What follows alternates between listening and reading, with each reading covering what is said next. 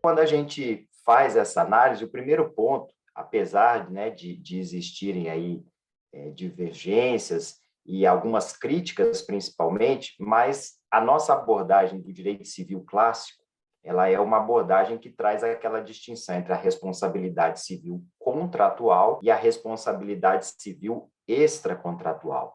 Isso é uma base histórica muito, né, muito extensa do direito romano-germânico, que traz essa ideia da responsabilidade aquiliana, né, que é a responsabilidade extracontratual, e o nosso direito civil, seguindo essa matriz, né, romano-germânica, ainda tem essa dicotomia, ainda que não expressamente prevista na lei, mas na doutrina e na jurisprudência, seja nos manuais, seja na jurisprudência dos tribunais estaduais, dos tribunais superiores, a gente ainda vê essa dicotomia, essa distinção, essa diferenciação entre a responsabilidade civil contratual e a extracontratual.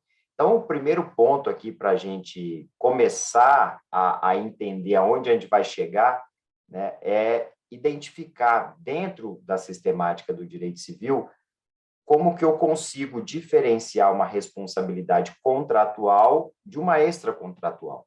E isso é relativamente simples, é um exercício relativamente simples. Porque quando eu falo em responsabilidade, estou falando do inadimplemento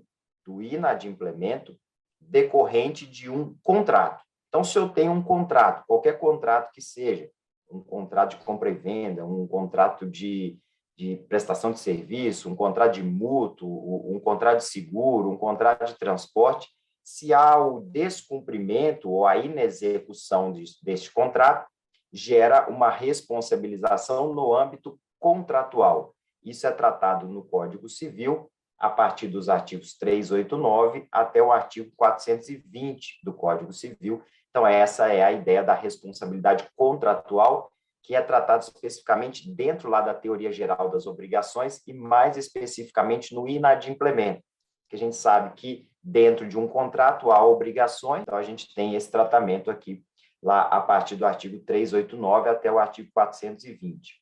A responsabilidade extracontratual, como o próprio nome diz, é aquela responsabilidade que decorre de outra situação que não seja o inadimplemento contratual. Então, eu vou ter aí a prática de um ato ilícito, mas não um ilícito contratual, um outro ilícito que não seja contratual. Então, um exemplo fácil de identificarmos aqui é um acidente de trânsito, né? Houve ali a identificação de um causador do dano, houve a verificação da culpa, da conduta, do nexo, aqueles elementos tradicionais da responsabilidade civil, praticou-se um ato ilícito, surge ali a obrigação de indenizar em decorrência de uma responsabilidade extracontratual. Então, a gente tem ali os artigos 186 e 927, que tradicionalmente regulamentam essa responsabilidade extracontratual. Então, como eu disse para vocês, essa distinção, né, ela é clássica no nosso sistema do direito civil, e isso vem sido trazido por séculos, né, desde a matriz romano-germânica até hoje, essa distinção. É diferente, por exemplo, do Código de Defesa do Consumidor.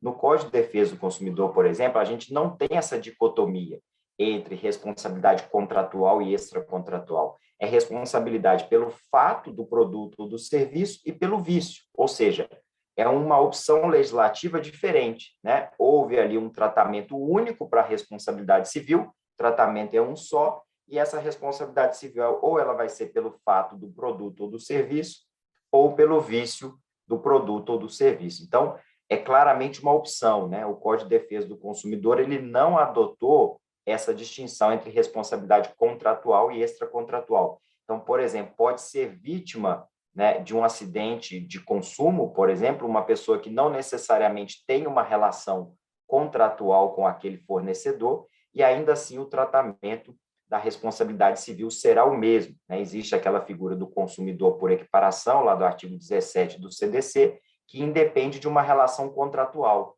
Então, a gente tem aí o mesmo tratamento.